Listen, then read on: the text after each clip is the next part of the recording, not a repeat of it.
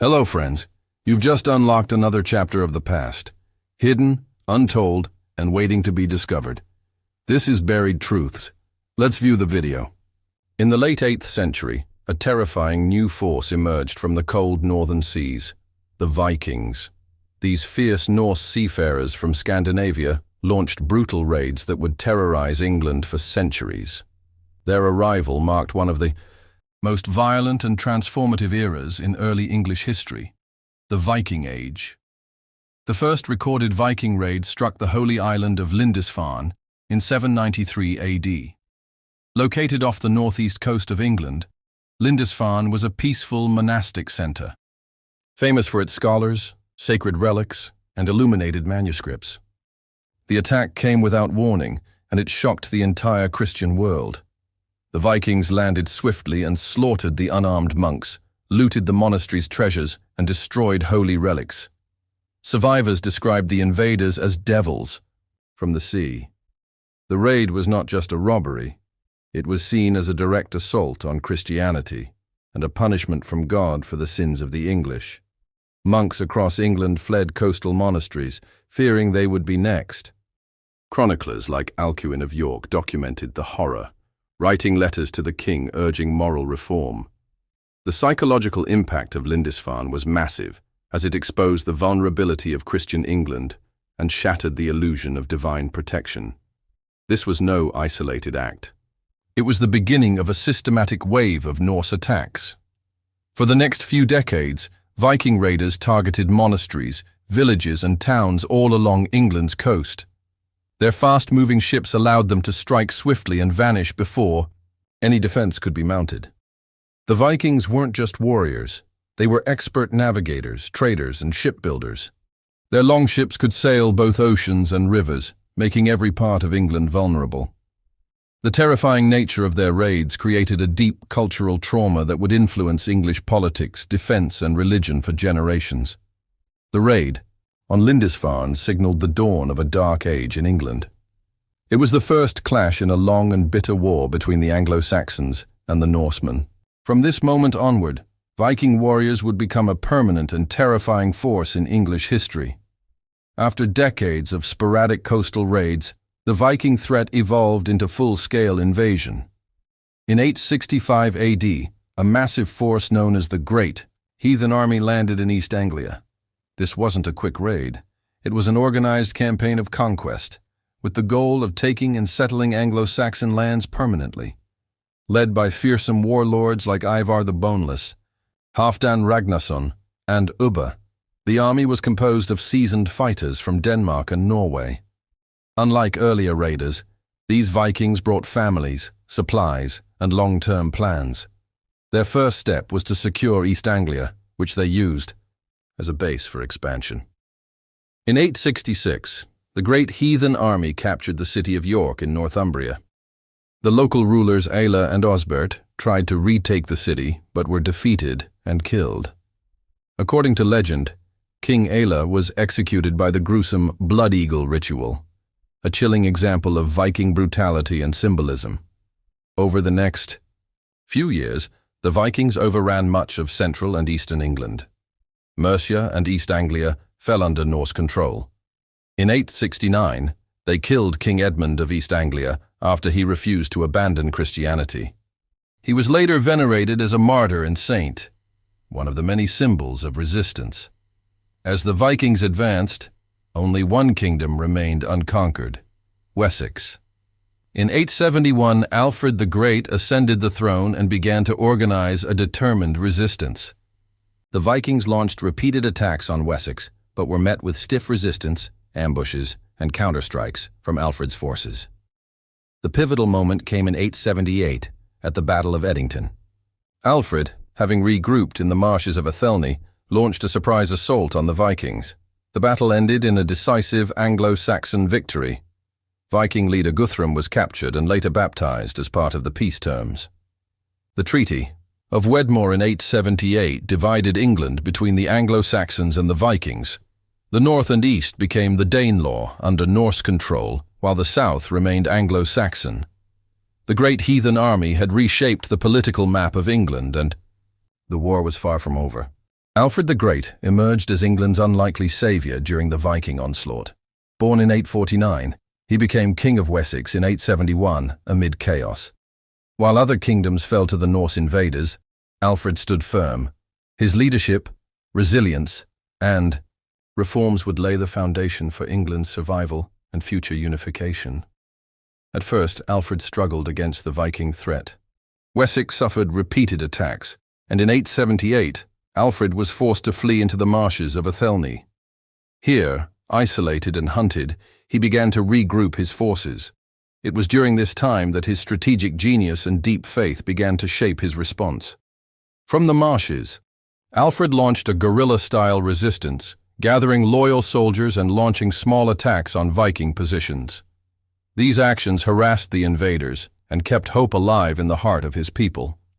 His ability to inspire resistance from the shadows became legendary in Anglo-Saxon history. Later in 878, Alfred led his forces to a decisive victory at the Battle of Edington.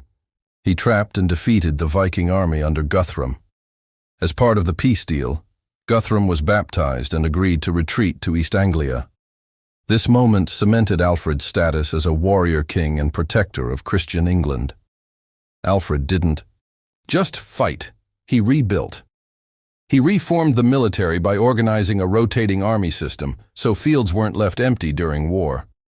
He constructed a chain of fortified towns called burhs, creating a network of defense across Wessex. These strongholds became the backbone of England's survival. To combat the Viking navy, Alfred built a fleet of warships larger and faster than those of his enemies. These early English ships allowed him to confront Norse raiders at sea, preventing attacks before they reached shore. This marked the beginning of England's naval defense tradition. Alfred's reforms saved his kingdom, but they did more than that. They preserved Anglo-Saxon culture. By translating Latin texts into English, founding schools, and strengthening law and order, Alfred ensured that the light of English civilization would not be extinguished by the Viking storm.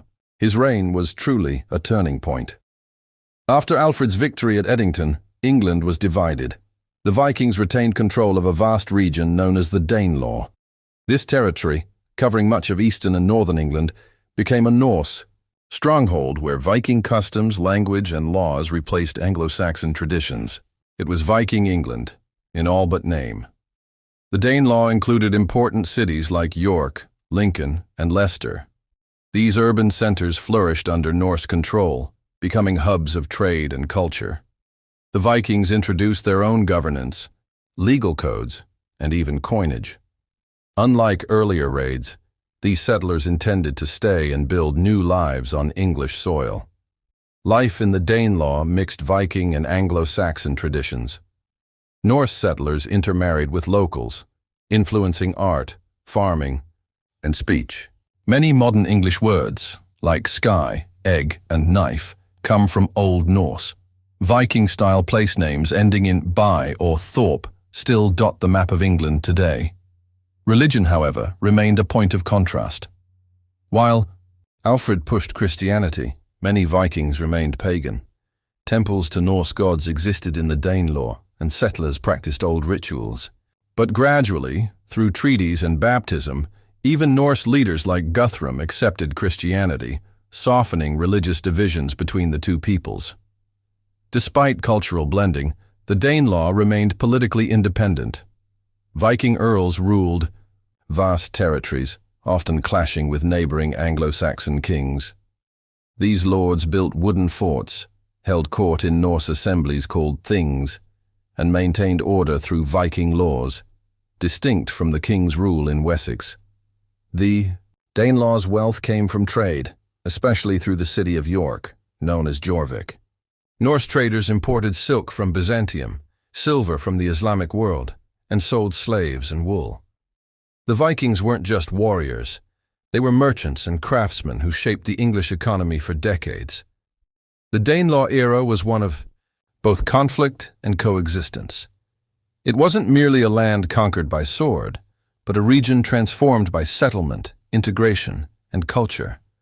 Though it eventually fell back under English rule, its influence remains etched into England's identity, from its language to its landscape.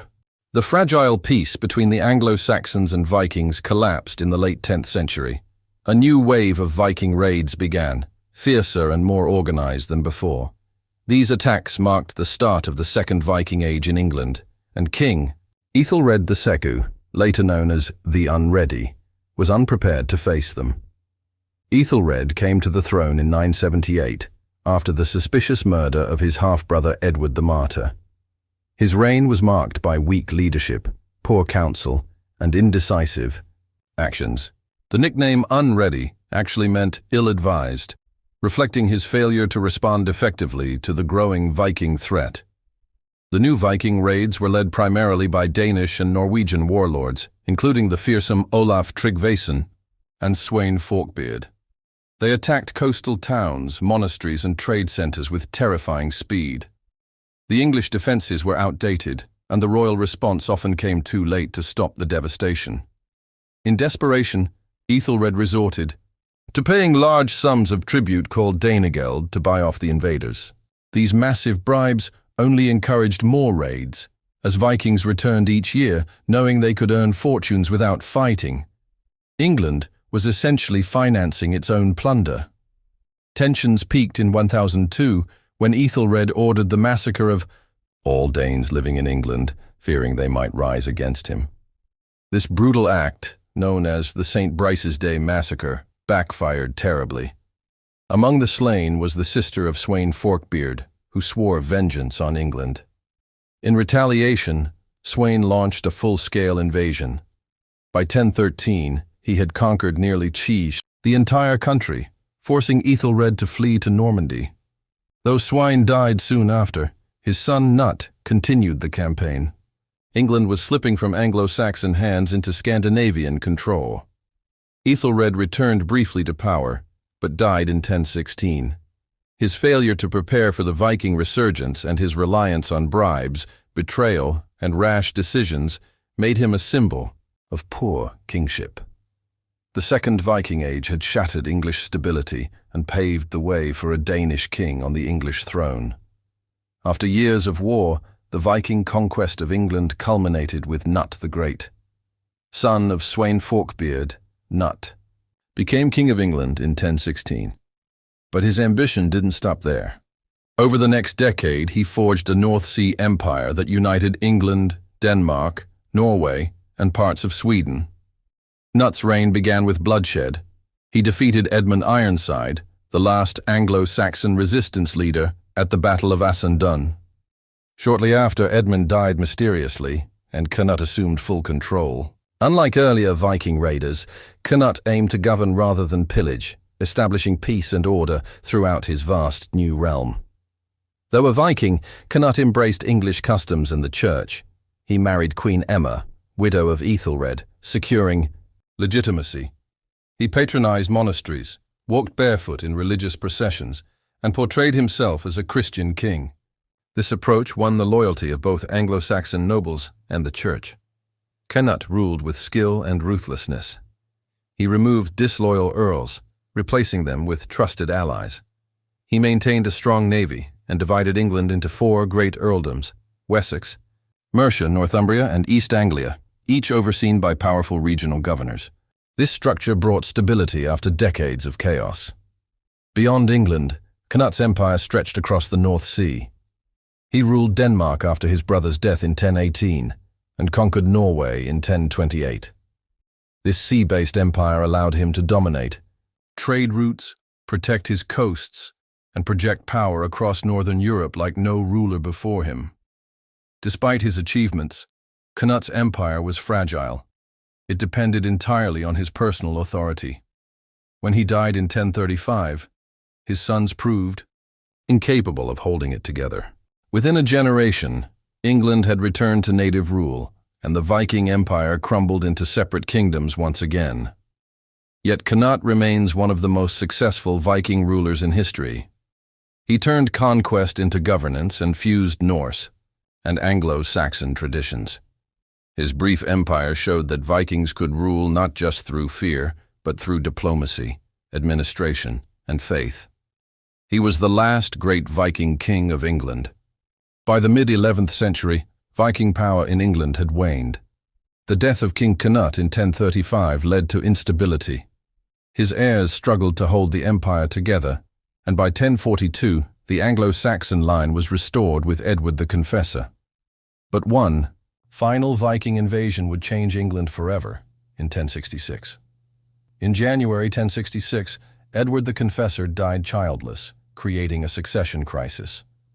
Harold Godwinson, the most powerful English noble, claimed the throne, but rival claimants emerged, including Harald Hardrada, the King of Norway.